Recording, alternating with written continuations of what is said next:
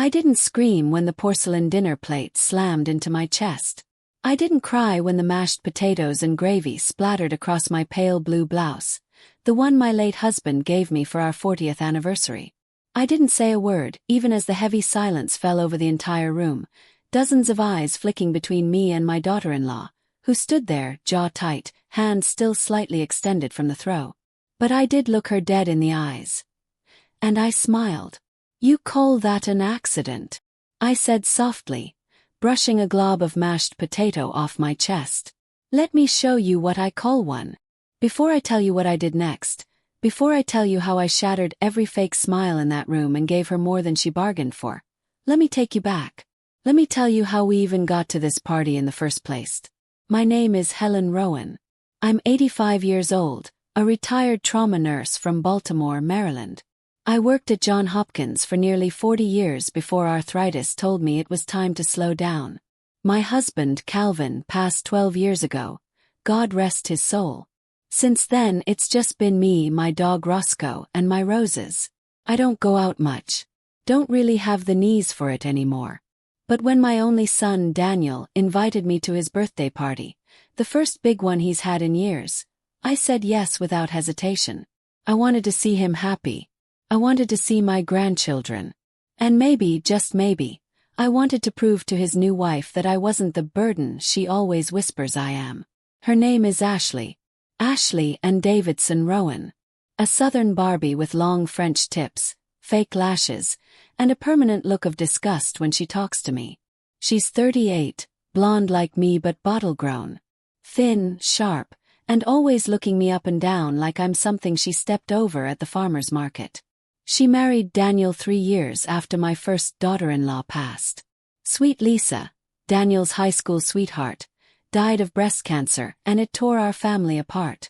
Daniel fell into depression. I moved in for a few months to help with the kids and keep him from losing his mind. That's when Ashley showed up. A fitness coach with perfect abs and a smile that made Daniel believe he could feel joy again. But the moment that ring went on her finger, everything changed. She moved me out within a week, said the house needed new energy. She signed Daniel up for therapy, which was fine, but she also cut off almost all of Lisa's friends. Even made my grandkids stop calling me Grandma Helen and switch to Miss Helen. She said it was more modern. Modern. I nearly spat. But I bit my tongue. Always do. Because Daniel looked happy. And I've always been the kind of woman who would rather suffer in silence than make her son's life harder. But on that day, the day of the party, my silence ended. The party was held at a rented vineyard in rural Maryland. Beautiful white tents, chandeliers hung from wooden beams, and live music from some violinist duo Ashley booked on Instagram. Everyone wore cream and beige and sipped champagne out of flutes. I wore navy blue. I was the only pop of color there, and I could feel Ashley's eyes burning a hole in me the second I stepped out of the car. "Hi, Miss Helen," she said through gritted teeth as she air-kissed my cheek. "You made it." "I wouldn't miss Daniel's birthday," I replied, ignoring the slight dig in her tone. She led me to a table near the kitchen door. Far from the head table, far from Daniel, and right next to the giant trash bins. I smiled, pulled out the chair and sat. Let them try. I'd survived 3 heart surgeries, a house fire, and a bus crash. One mean girl in a designer dress wouldn't break me. Still, it stung when the waiters passed me by with every round of hors d'oeuvres. When the kids, my grandkids, barely said a word to me. Ashley kept whispering into Daniel's ear, and he looked at me like I was the stranger. I ate my dry chicken and smiled through it all. Until dessert came. That's when it happened. I had just reached for my glass of water when Ashley walked past. A perfectly curated plate of desserts in one hand, a drink in the other. I looked up to smile at her. But the smile never landed. Because the plate she held suddenly flew forward and slammed right into me. Blat. The chocolate mousse oozed down my blouse like blood. The strawberry tart fell into my lap. The entire table gasped. Ashley gasped too. "Oh my God. Oh no, Miss Helen." I tripped. I looked down at her feet. No cords. No napkins. No excuse. "You tripped." I said, dabbing my chest with a napkin. I'm so sorry. That was an accident, she said, eyes wide but voice flat. Daniel was already rushing over, looking confused. What happened? Nothing, Ashley chirped, turning quickly to him. I slipped, the plate hit your mom, but it was totally an accident. Daniel looked at me. I looked at Ashley. And I smiled. It's okay, I said. Accidents happen. I stood up slowly, wobbly knees and all. I could feel the mousse dripping inside my bra. But I didn't raise my voice. I didn't make a scene. Well, I just reached for the glass of red wine beside me, and I walked toward her. What did I did next? Oh honey. She never saw it coming. And no one at that party will ever forget it. Not even Daniel. But I'll tell you about that later.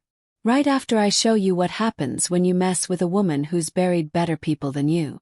The wine glass in my hand trembled, not because I was scared, but because my arthritis had been flaring up all week. Still, I gripped that stem like it held justice. That deep red Merlot wasn't just wine anymore. It was dignity. It was every swallowed insult. Every moment I let Ashley smile in my face and spit behind my back. As I approached her, the crowd parted like I was Moses at the Red Sea. No one said a word. Not even Daniel. He just stood there, torn between his mother and the woman who called herself his wife. Ashley's smirk had vanished. She backed up slightly, hands raised, eyes flicking to Daniel for support. But he didn't move. Miss Helen, she said, voice trembling now. I said it was an accident. I stopped just 2 steps in front of her. Hold the glass chest high. And then I poured it, slowly, gracefully, straight down the front of her cream-colored designer dress. You could hear the gasps echo through the tent. The live violinists even stopped playing. Ashley froze. I leaned in and whispered so only she could hear. Oops, arthritis. Totally an accident.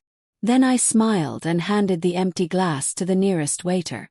The young man looked like he wanted to applaud. Ashley's face turned blood red. She looked down at her soaked dress, mouth open like a fish gasping for air. Red wine dripped off the hem of her gown onto her nude stilettos. Helen, she shrieked. What the hell is wrong with you? That's when Daniel finally moved. Ashley, he said, voice unsure. Mom's blouse is ruined. And that plate definitely didn't slip. Her eyes snapped to him. You're taking her side. I'm saying, he said slowly, that maybe you shouldn't have thrown dessert at my mother. Ashley was speechless for a moment. She blinked. You can't be serious. Oh, but he was. And that's when things truly began to unravel. Let me rewind a bit, because for you to understand how satisfying that moment was, you need to know the years of quiet pain I'd swallowed. After Ashley came into Daniel's life, she slowly turned everyone against me. It was subtle at first, a skipped invitation here, a cancelled dinner there. Then it got bolder. Family group chats that I was removed from. Christmas gifts that never arrived. Comments she made in front of my grandchildren about how outdated my parenting style was. One afternoon, I overheard her whispering to her friend on the patio. She's so clingy. Like, lady, retire already. Go do yoga or something and stop hanging on to Daniel like he's your husband. That one hit hard. Because I had clung to Daniel. When Lisa died, when the kids cried themselves to sleep. When Ashley barely knew how to make a sandwich, let alone comfort a grieving child. I never said a word. Never told Daniel what I heard. Never showed the text she sent me late at night telling me I was too much, overbearing, dramatic. 'Cause I was a mother. And mothers protect their children, even from the truth. But that night, after I poured wine on her $1,000 dress, I knew something inside me had shifted. I wasn't protecting Daniel anymore. I was protecting myself. The tent buzzed with awkward tension. Ashley stood drenched and fuming, while I sat back down at my old lady table near the trash and calmly wiped my hands with a napkin. Then came the whispers. I can't believe she did that. She really said it was an accident. I heard Ashley's always had it out for Helen. I didn't need to say a word. I just sipped my fresh glass of water, straightened my posture, and let the storm swirl around me. But Ashley. Oh, she wasn't done. She stormed over, heels stabbing into the grass like weapons. "You're embarrassing yourself," she hissed, leaning down toward me. "No," I said coolly. "You're embarrassed. There's a difference." She blinked, then laughed. One of those fake laughs people use when they feel the ground slipping from under them. "You really think this makes you the victim?" she sneered. "Everyone sees you for what you are, a bitter, lonely old woman who can't let go." That one hit differently. Not because it was new, but because this time she said it out loud. And the kids were watching. I turned my head and looked straight into the eyes of my grandson, Liam. 14, tall like his dad, kind-hearted like his mom, Lisa. He'd been standing awkwardly by the dessert table, unsure what to believe. "Is that true, Liam?" I asked softly, my voice carrying over the quiet. "Do you think Grandma's bitter?" He blinked, then shook his head, looking down at the floor. Ashley clenched her jaw. "You've poisoned them against me," she snapped. "No," I replied. "You did that all by yourself." And just like that she cracked. With both fists clenched and a furious scream, Ashley reached down and grabbed a handful of my red-stained napkin. It wasn't a swing, not exactly, but it was aggressive enough that Daniel lunged between us. "Stop it," he yelled. "Ashley, stop." She froze, stunned that he'd raised his voice at her in front of everyone. "This is too much," he said. "You need to take a walk." She stared at him like he'd just slapped her. "You're choosing her." "I'm choosing peace," he said. "For once." And with that, Daniel turned to me, took my hand and helped me up. "Let's go sit somewhere better," he said. "You shouldn't be by the trash." That moment, I'll admit, I cried a little inside. But what happened next? Oh, it turned the whole night on its head. Because Ashley didn't just storm off. She made a phone call. And 20 minutes later, the police showed up. When I saw the flashing red and blue lights outside the vineyard gates, I felt my stomach sink. "Did someone get hurt?" asked Daniel. Before he could answer, we heard the commotion. Ashley was already halfway across the grass, waving her arms and crying loudly to the two uniformed officers stepping out of their cruiser. "She assaulted me," she yelled. "That woman, she poured wine all over me, and then she threatened me. She's unstable." A few heads turned toward me. Some of the guests looked confused, others awkward. But the real kicker. Ashley was holding her phone out, showing a video of the incident. Except I quickly realized, it was only after I had poured the wine. She conveniently cut out the part where she threw the plate at me first. My hands trembled again, but not from arthritis this time. From anger. From disbelief. From sheer disappointment in how far this woman was willing to go to destroy me in front of my own family. One of the officers approached. "Ma'am," he said gently, "we just want to ask a few questions. Can you step aside with us for a moment?" Daniel stepped in immediately. "Hold on, my mom didn't start anything." Ashley threw a plate at her. "Ask anyone. We've got witnesses." Ashley shouted. "She's lying. She's manipulating you like always. Look at her. She's been trying to turn you against me since day one." The younger officer raised a hand. "Ma'am, please let us speak with her." I sighed, nodded, and stepped aside with the two officers. I could feel every eye at the party glued to me. I'd spent 85 years caring for others, treating gunshot wounds, saving lives on the floor of Johns Hopkins Hospital, and now here I was, being treated like a criminal at my own son's birthday party. But I stayed calm, because I knew the truth. "Can you tell us what happened in your words?" the older officer asked me. I told them everything.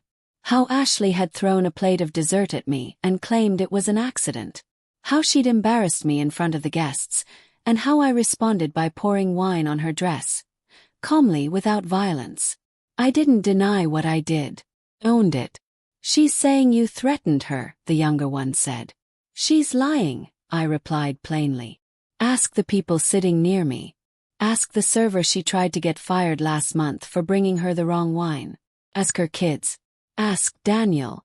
Right on cue, Daniel walked over with Liam and several guests. I saw the whole thing, Liam said.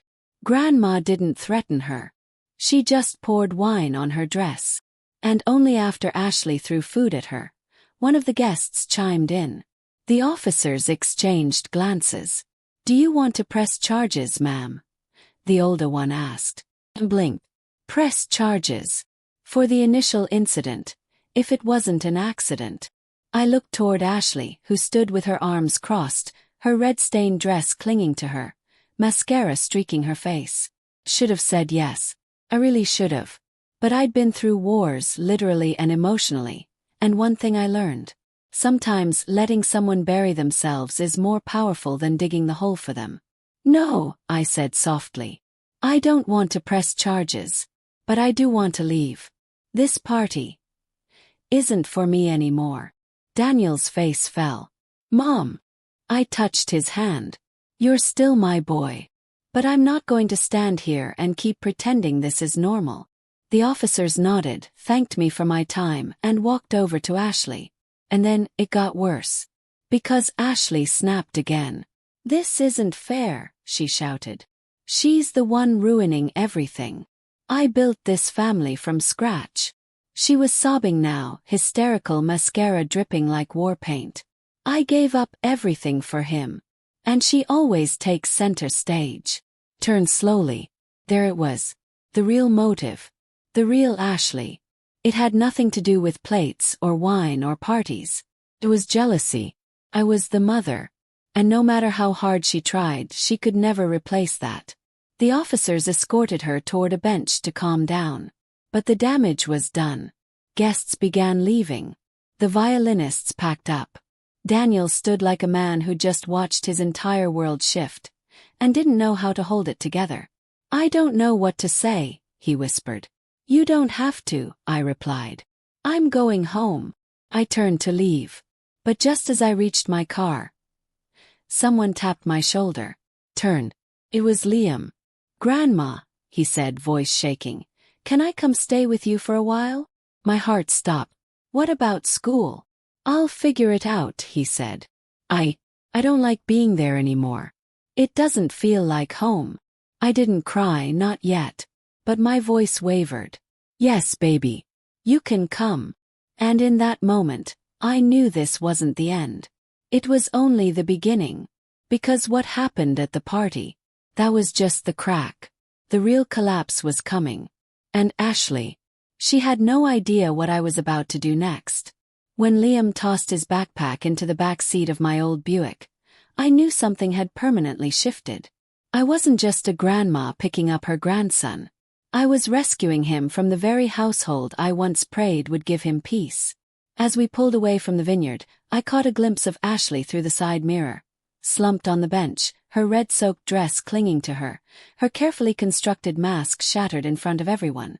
But she deserved to sit in the mess she created. But I didn't smile. I wasn't doing this for revenge. I was doing this for legacy. And I had a secret Ashley didn't know about. One that would turn her entire world inside out. I'd inherited property from my husband Calvin after he passed. 2 actually. One on the coast of Delaware and another right here in Maryland. Daniel didn't know the full extent of it. I never wanted to burden him with estate talk while he was grieving Lisa, so I placed both properties in a trust. Quietly, privately, my name. But what I hadn't told anyone was that just a few months ago I'd updated that trust again. To include Liam. Only Liam. 'Cause I saw it coming. I saw Ashley's sharp little teeth behind her designer smile. I saw how she stared at Lisa's old family photos like they were clutter. I saw how she scrubbed my name out of birthday plans and school pickups. How she tried to become mom to children who didn't want another. And when Liam began texting me late at night, asking if it was normal to feel invisible in your own house, I knew I had to act. So I made my lawyer adjust everything. If anything ever happened to me, Ashley wouldn't inherit a dime. Not the trust. Not the beach house. Not even the gold locket I wore around my neck. Everything would go to Liam. Because I didn't need to punish Ashley. I just needed to protect my grandson. Back at my cottage, I gave Liam the guest room, but by morning, he'd rearranged my entire bookshelf, cooked breakfast for two, and even fixed the back porch screen that had been flapping in the wind for months. I hadn't felt this useful, this seen, in years. But our peace didn't last long. 3 days after the party, Daniel showed up. He looked exhausted. His tie was crooked, his eyes were swollen, and his voice cracked when he said, "Mom, I think my marriage is over." I led him inside, poured him coffee, and waited. "I went back home after the party," he said slowly. "She was waiting, still crying, still blaming you, blaming me." He stared down into his mug. "She said I betrayed her." "Did you?" I asked. He looked at me, tears forming. "No. I just finally saw her for who she is." And then he told me everything. How Ashley had thrown away Lisa's photos. How she'd mocked him for talking to a grief counselor. How she told the kids, my grandkids, that I was manipulative, controlling, and dangerous. "I believed her," he said, his voice small. "I let her distance me from you, from the kids, from who I was before her." I reached across the table and took his hand. "It's never too late to come back," I said. He nodded. "I want to fix things." But fixing things wouldn't be easy. Because Ashley, she wasn't letting go quietly. Later that afternoon, Daniel received a text, one he showed me immediately. "If you leave me, I'm taking the kids. I'll ruin your life. I'll make sure your mother never sees them again." And just like that, the war had begun. That night, as the rain tapped against my windows and Liam helped me fold laundry, I made a decision. I walked into my bedroom, pulled open my filing cabinet, and removed a sealed envelope. It had the title Emergency Plan on it. I hadn't touched it since I created it a year ago, after Ashley cornered me at Liam's school play and told me, "You need to disappear from this family before I make it happen." She thought she was bluffing. I took it as a warning. Inside that envelope were 4 things. Copies of the trust naming Liam as the sole beneficiary. A notarized statement about Ashley's verbal and emotional abuse, recorded with a therapist I saw briefly, just in case. A video on a USB drive. Footage from our Ring doorbell showing Ashley screaming at my face one morning when she thought no one was home. A key to the beach house in Delaware. I handed the envelope to Daniel. "If she tries to take the kids, if she files for full custody, if she comes after your money, you use this." He blinked. "You kept all this?" He nodded. "I'm 85, Daniel. I've learned to prepare for storms before they hit." He held the envelope like it was dynamite. "She'll go nuclear when she finds out." "Let her," I said. "Just make sure Liam and the girls are somewhere safe." But Liam was listening from the hallway. And that's when he stepped forward and dropped the real bombshell. "Grandma, I have a video too." Daniel and I looked at each other. "What video?" I asked. Liam pulled out his phone. "It's from the night before the party.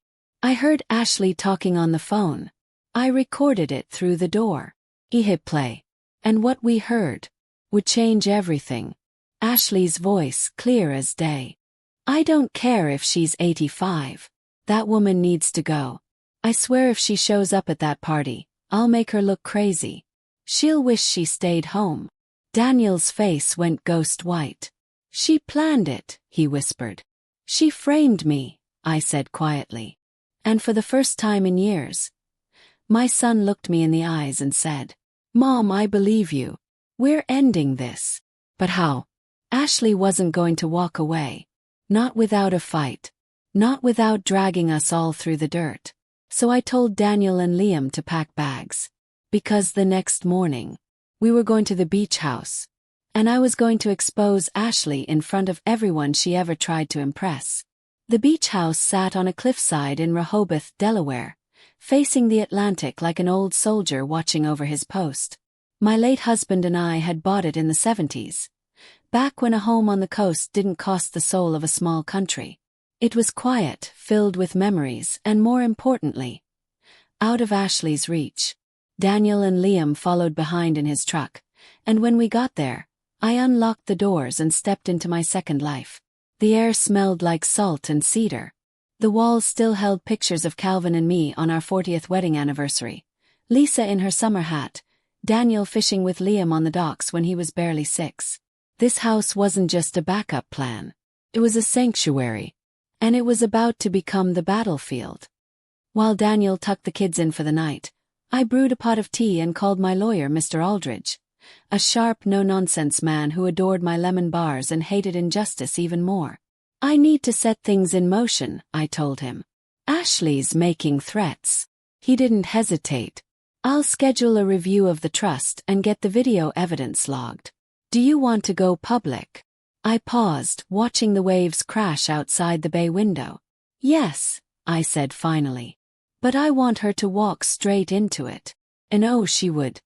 The next day, Ashley sent a group text. Daniel, I want to fix things. Let's talk. I'll be hosting brunch with my friends and the school board Saturday. Please come. Daniel showed me the message, jaw tight. She thinks this is about appearances, he muttered. She wants to control the narrative. Smirk. Good, I said. Let her think that. Because we're going to. His eyes widened. We are. Oh yes, I said. And this time I'm not wearing navy. I'm wearing red. Saturday came like thunder. Ashley's brunch was really more of a campaign rally. White linen tablecloths, pastel floral centerpieces, and her prancing around in a new lemon-colored designer dress like the queen of family values. What she didn't expect was me. Arriving at her party, arm in arm with Daniel and Liam. I was in a tailored crimson dress and pearls, my cane tapping confidently against the floor. Every head turned. Ashley nearly dropped her mimosa. Miss Helen, she said, face tightening. I didn't think you'd come. I smiled sweetly. You invited family. I assumed that included the grandmother of your stepchildren. Then I turned to her friends and the school board members seated nearby. Lovely to meet you all, I said. I'm Helen Rowan, Lisa's mother-in-law. Some of you may know her. She was the woman Daniel loved before he met Ashley. There was a beat of silence. Then Ashley laughed high and sharp. We've all moved on from Lisa, Helen. Daniel stepped forward. No, you moved on. The rest of us were still healing when you erased her. Ashley blinked, caught off guard. One of the women at the table whispered. Erased? You want to know what Ashley did? I said, voice calm but sharp as a scalpel. She threw away Lisa's photos. Cut off her friends. Lied to the kids. And last week at a party she threw a plate of food at me. Then called the police and showed them a fake video. Gasps around the table. Ashley's face drained of color. She's twisting it. She's always hated me. Daniel held up his phone. Would you like to hear the recording? He asked. It's your voice, Ash. Telling someone on the phone that you'd make her look crazy. Someone gasped. Another woman pulled her phone out to record. Ashley lunged toward him, but Liam stepped between them. No more lying, Liam said. I'm tired of it. And that's when Ashley did something truly stupid. She slapped him. Right in front of everyone. The sound cracked through the air like a whip. Liam didn't cry. He didn't flinch. He just looked her dead in the eye and said, I want to live with Grandma. Forever. The brunch ended in chaos. The school board woman, a sharp, thin lady named Mrs. Kress, walked straight up to Ashley and said, We'll be re-evaluating your position on the parent engagement committee.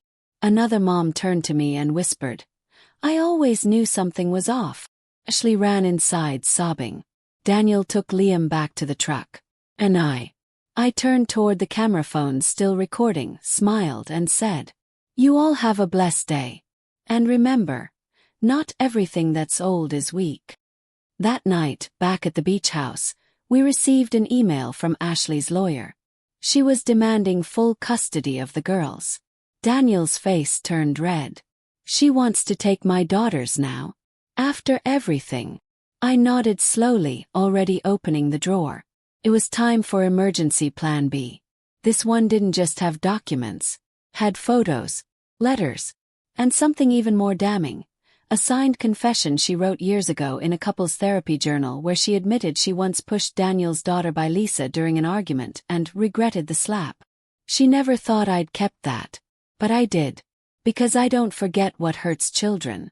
And now I was going to use it. But not just in court.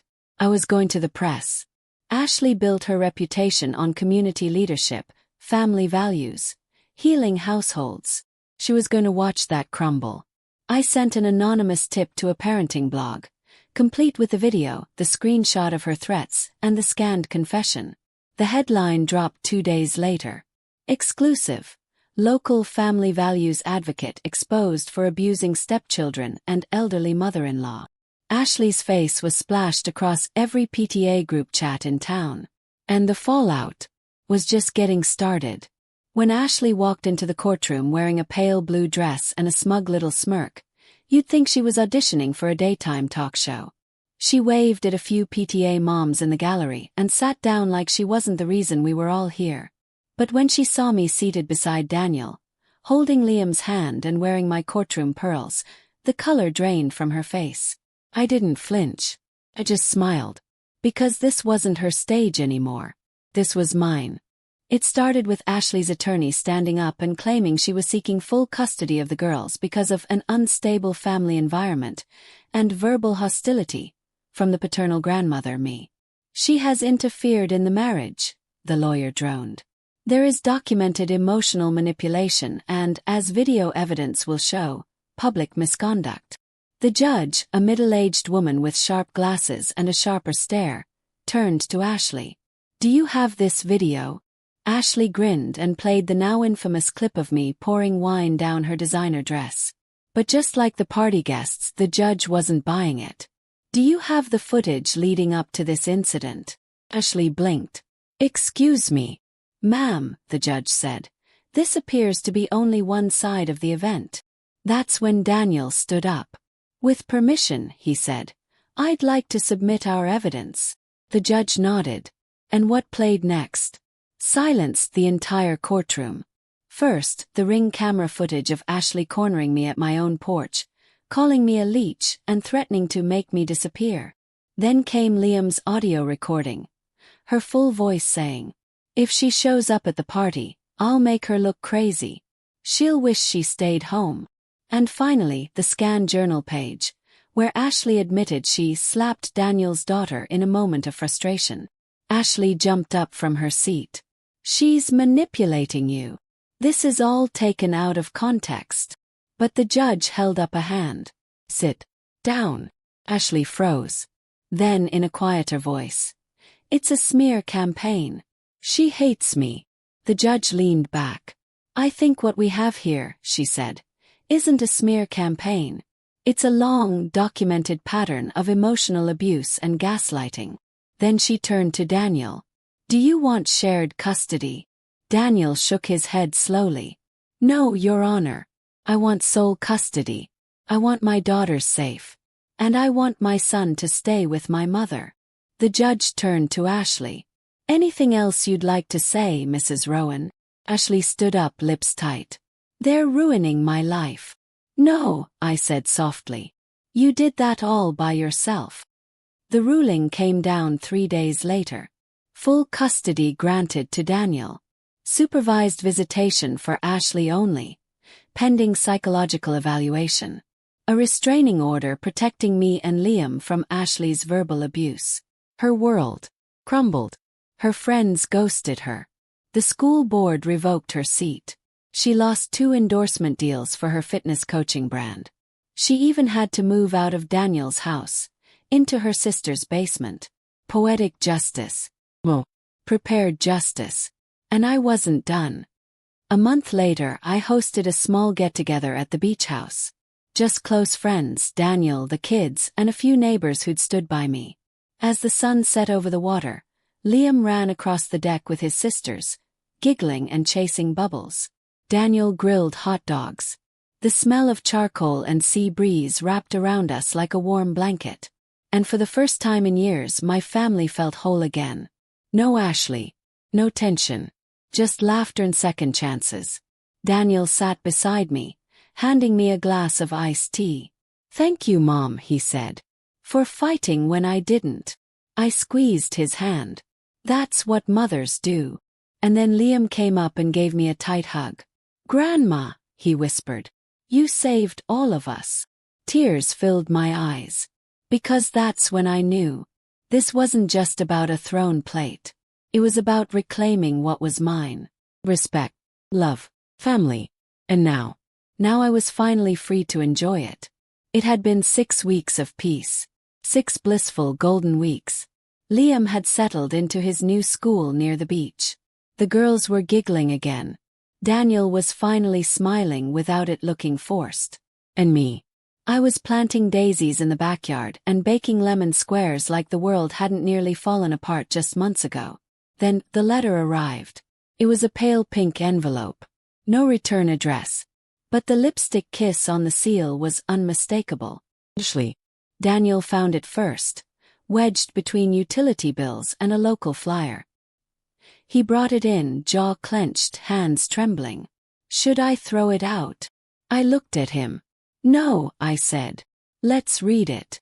If she's coming back, I want to know what storm we're preparing for." He opened it carefully and began reading aloud.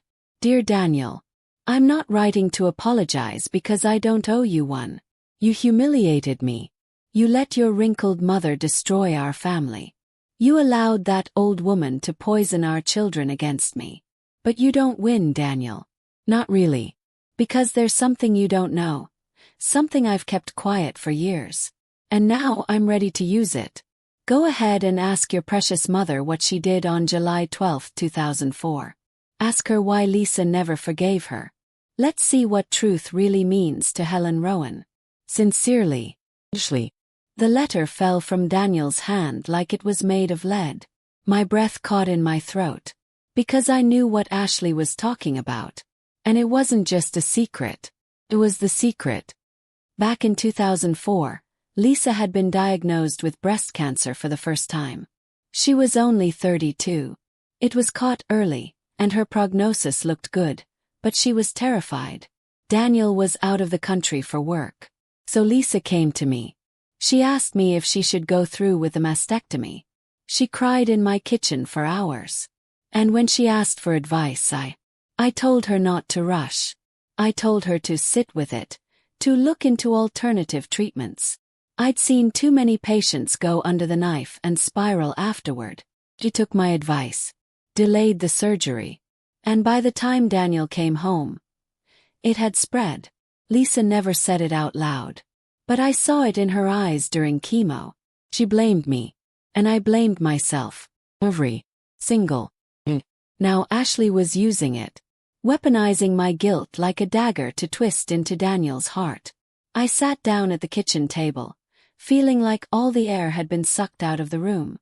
"Mom," Daniel said gently, "what happened on July 12th? So I told him. Everything. He listened. Quietly. No anger. No interruption. When I finished, I said, I never meant to hurt her.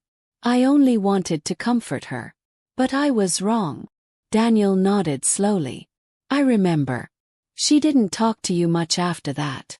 "I tried," I whispered. "But she couldn't look at me the same." Daniel exhaled.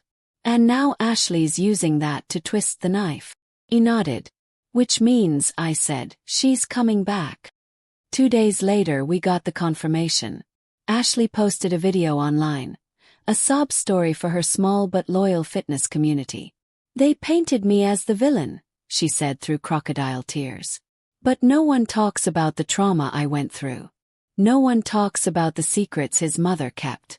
About how she gave medical advice to my husband's late wife that led to her death. Spread like wildfire. By noon there were hundreds of comments. Some hateful, some supportive. All swirling around our family again. The story was out. Daniel was furious. "I'm suing her." But I placed a hand on his arm. "No," I said. "This time, I'll respond." The next day I made my own video. I sat at the same kitchen table where Lisa and I had cried all those years ago. Wearing a simple sweater. No makeup. Just the truth. "I'm Helen Rowan. I'm 85 years old. I've been a nurse, wife, a mother. Yes, I made a mistake once that I'll carry to my grave. Lisa came to me scared. And instead of encouraging her to follow her doctors immediately, I told her to pause. I thought I was helping. But I wasn't. That decision haunted her. And it's haunted me. I never got to say how sorry I was. But I loved her. I loved her so deeply. And I would have taken her place in a heartbeat. Ashley is right about one thing. I'm not perfect. But she's wrong about everything else. Because the real family doesn't blackmail. Real family doesn't weaponize grief. Real family forgives. And I forgive myself today. 'Cause I know Lisa would want peace. Not this circus. By nightfall, my video had more views than Ashley's. And the comments, they changed. This is what accountability looks like.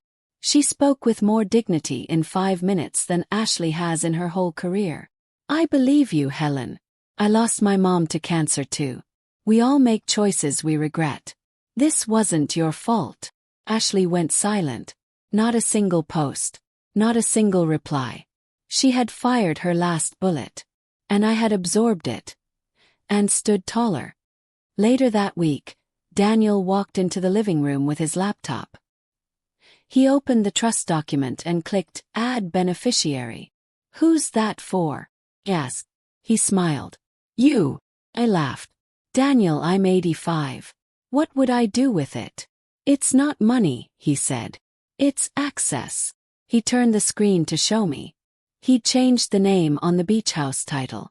It now read, Helen Rowan and Liam Rowan, primary owners. Teared up.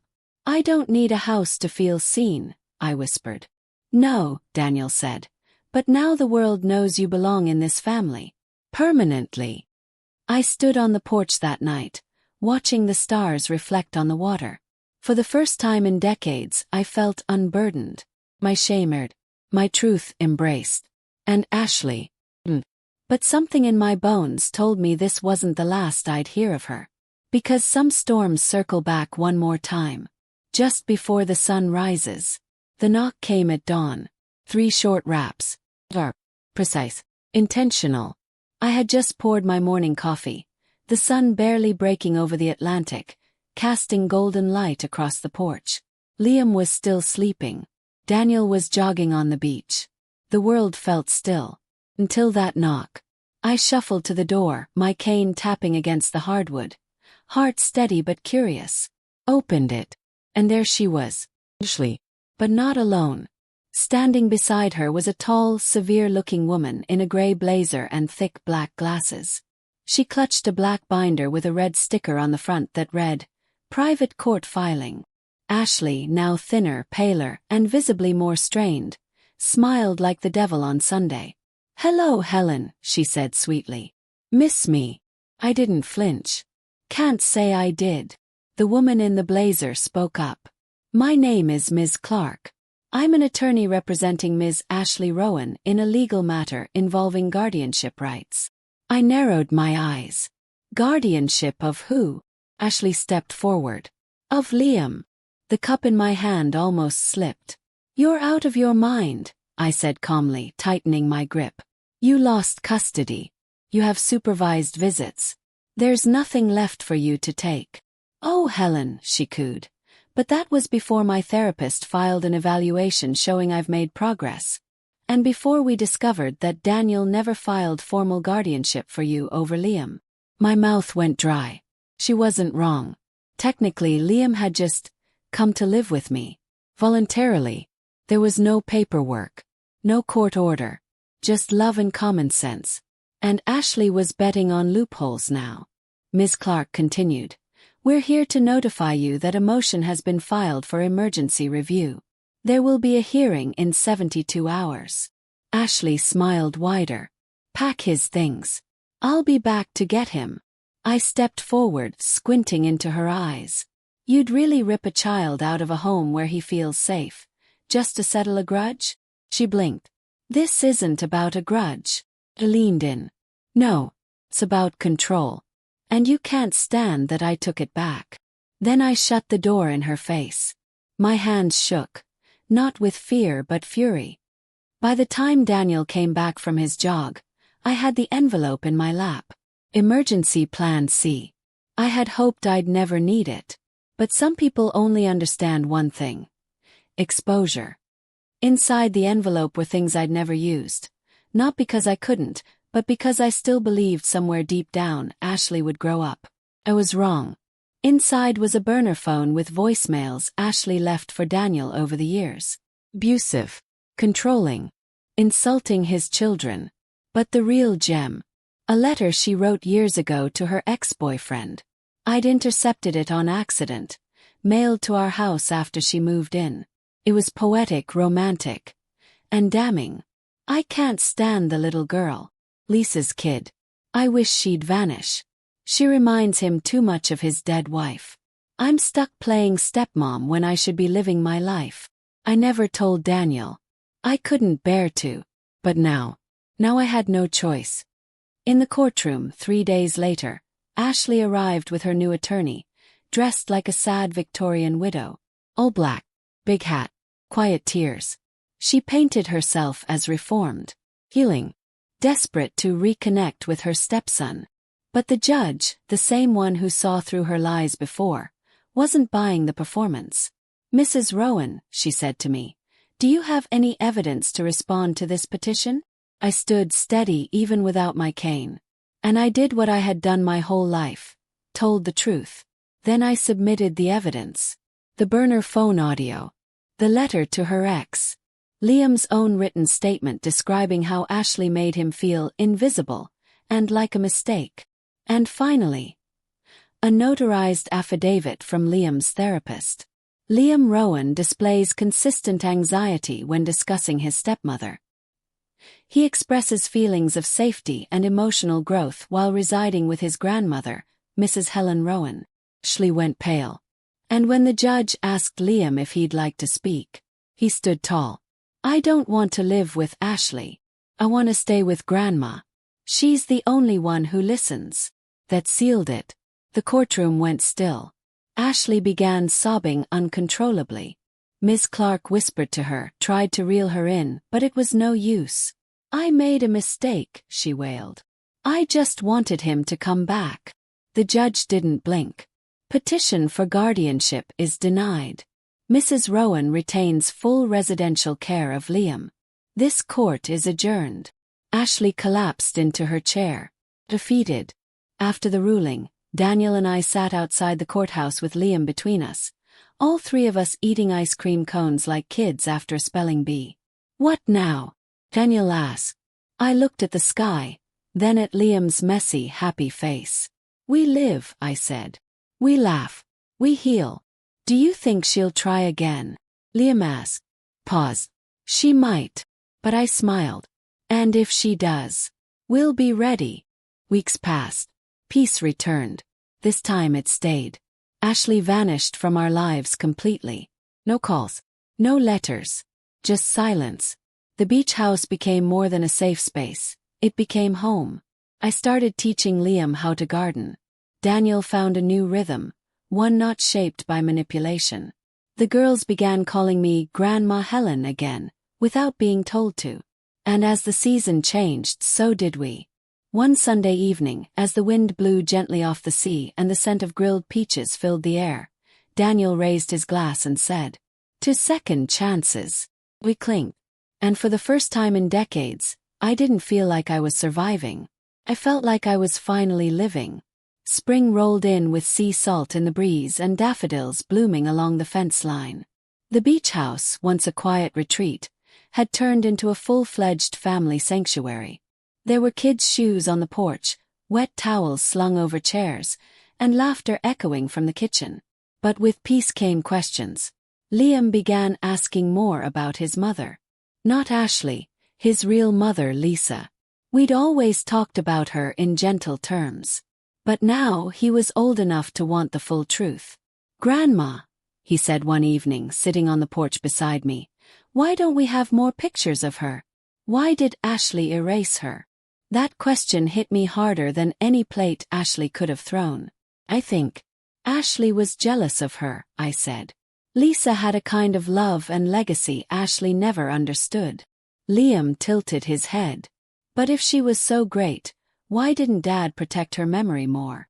I was quiet. Then I gave him what no one else had yet, the truth without soft edges. Because grief makes people weak in strange places. And Ashley knew exactly how to step in when your father's armor was cracked. Liam looked down, picking at the edge of his hoodie. Do you think she ever loved me? I didn't answer right away. I think Ashley loves the idea of control. And when people don't obey, she doesn't know what to do with them. But you don't need her love. You were never the problem. He leaned his head against my shoulder. I wish Mom were here. I kissed his hair, tears pricking my eyes. She is, sweetheart. In every good thing you do. Meanwhile, Daniel had begun seeing someone new. Quietly. Her name was Meredith, a school librarian with warm eyes and no Instagram. The kind of woman who brought banana bread on her first visit and offered to help repaint the girls' room without being asked. I liked her instantly. One night, after she and Daniel had taken the kids to a carnival, he lingered on the back porch with me. I haven't told them yet, he said. I want to take it slow. I'm scared they'll think I'm replacing their mom again. He nodded. Then don't replace her. Just add someone new. Let Meredith be Meredith. That's all they need. He smiled. You always know what to say. Not always, I said. But I've learned what not to. A few weeks later we got a surprise call. Ashley's mother. A frail, soft-spoken woman named Joni, who sounded like she had walked 1,000 miles in regret. I don't mean to stir things, she said, but I heard what happened. And I need you to know. Ashley wasn't always like this. I didn't know how to feel. She blames me, Joni whispered. For everything. For leaving her dad. For being too soft. I think she just turned that pain into poison. I'm sorry, I said quietly. She needs help, Joni added. Real help. She's been arrested twice since you won custody. Disorderly conduct. Public intoxication. She's unraveling. It wasn't joy I felt. It was grief. Not for Ashley. But for the broken girl inside her who never got rescued. Joni sighed. I just didn't want you to think I raised her to be that way. I don't, I said. You sound like you're trying. And maybe that's what made all the difference. Ashley's story didn't end in power. It ended in pity. And I was finally at peace with that. One morning, Liam asked if we could go visit Lisa's grave. So we packed a lunch and made the trip. Daniel, the girls, Liam and me. The headstone was simple. Beautiful. Just like she would have wanted. We laid lilies across the base. Liam kneeled, touched the stone and whispered, I'm okay now, Mom. Grandma's taking care of me. And for the first time in my life I felt Lisa. Right there. Warm. Forgiving. Free. Later that week we decided to do something bold. We planned a celebration of Lisa's life. A backyard garden party. Photos. Music. Food. Laughter. Even Meredith helped. There were tears, of course. But for once they were cleansing. Daniel stood up during a toast and said, We let grief go silent for too long. But not anymore. Lisa made us who we are. And now we're honoring her by living with light again. I raised my glass high. To healing, I said. To family, Daniel added. Liam grinned. To Grandma Helen. But just as the sun dipped low, car pulled up. Everyone froze. Ashley stepped out. But she didn't come to scream. She didn't throw a fit. She held something in her hands. A sealed envelope. She walked slowly, her face softer, older, tired. May I speak to Liam? She asked. Daniel tensed. But Liam nodded. She knelt down before him. I'm not asking for you to love me. Or forgive me. I just wanted you to have this. She handed him the envelope. Then stood. Goodbye. And just like that she left. Inside the envelope. A photo of Lisa holding baby Liam. One of the few Ashley hadn't thrown away. And on the back, in Lisa's handwriting, it read, To my son, When you miss me, look for me in the strong women around you. That's where I'll always be. Liam looked up at me and smiled through tears. I found her, Grandma. I pulled him close. You sure did, baby. It started with a letter in a lawyer's envelope. Thick parchment, golden edges, and a name I hadn't seen in over 50 years. Margaret Ellison. My college roommate. My best friend before life swept us in different directions. We hadn't spoken since Nixon was president, but I never forgot her.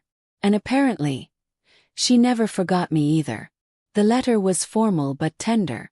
Dear Helen, if you're reading this, it means I've gone to meet the Lord. Don't you dare feel sad.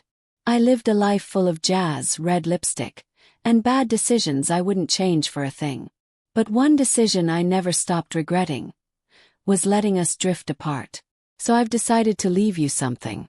Not for closure, for adventure. Something to remind you that even at 85, your story ain't done yet. I bought a small bookshop in a town called Willow Creek. It's quiet, lovely, and I left it in your name. Do with it what you like. Sell it, visit it, ignore it. But if you ever feel restless like there's more out there, go open the door. There's magic in second beginnings. With love, Maggie.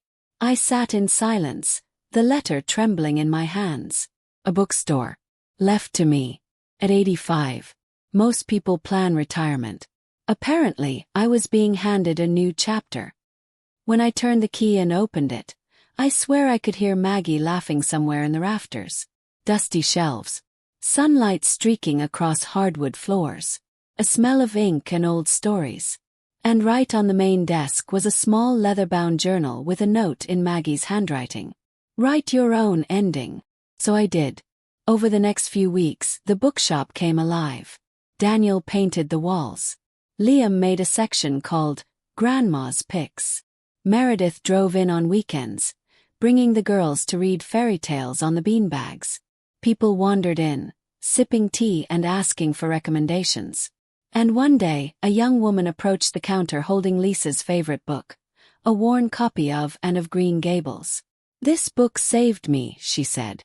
My mom gave it to me when I was 8. I smiled and whispered, mine too. The store became more than just a place.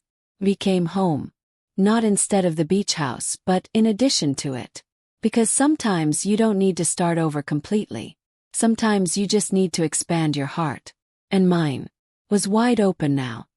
On the anniversary of Lisa's passing, we held a candlelit poetry night. We read from her journal. Liam read a poem he wrote just for her. And at the end I stood before the crowd, small-town locals, travelers, family, and read a piece from my own journal. I spent most of my life trying to be quiet. Careful. I let people hurt me because I thought love meant staying silent. But then someone threw a plate at me at a party. And I remembered who I was. A mother. Fighter. A survivor. And now, a woman writing her final chapters with pride. Thank you for reading my story. But stay seated. The sequel is about to begin. That night, after everyone went home and the last candle burned low, I sat by the window with a cup of tea. The moon hung full over Willow Creek. And I whispered to it, Lisa, we're okay now. She didn't answer. She didn't have to. Because everything in that bookstore, everything in that family was her. And Ashley. She was now just a footnote. Nothing more. So if you ever pass through Willow Creek, and you find yourself at a corner bookstore called The Quiet Chapter, come inside. Ask for Grandma Helen. We'll find you the perfect book. And maybe, just maybe, help you begin your own next chapter. If you found strength in Grandma Helen's story, if you believe in quiet justice, healing hearts, and finding purpose again even at 85, like, comment, and subscribe to Buried Truth. Because every chapter matters, especially the ones no one expects you to write.